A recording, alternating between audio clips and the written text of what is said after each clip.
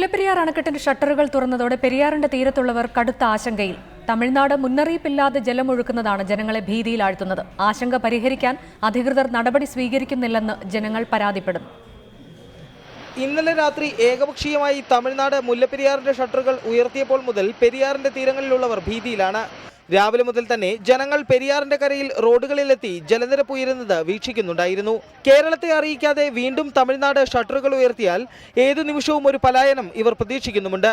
എവിടേക്ക് പോകുമെന്നോ എന്തു ചെയ്യണമെന്നോ ഉള്ള തങ്ങളുടെ ചോദ്യങ്ങൾക്ക് കൃത്യമായ മറുപടി ലഭിക്കുന്നില്ലെന്ന് ഇവർ പറയുന്നു. വെള്ളം കുറഞ്ഞു കഴിഞ്ഞ് പിന്നെ വെള്ളം വരത്തില്ലെന്നൊരു ധാരണയ്ക്ക് എല്ലാവരും അവരവരുടെ ജോലി മാർഗ്ഗങ്ങളും ജീവിത മാർഗ്ഗങ്ങളും അന്വേഷിച്ച് പോയത്.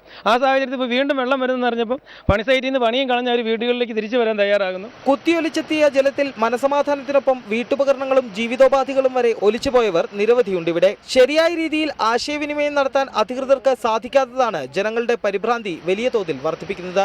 ക്യാമറാമാൻ എബിൻ സാബുവിനൊപ്പം യദു നാരായണൻ, റിപ്പോർട്ടർ, മുല്ലപ്പെരിയാർ.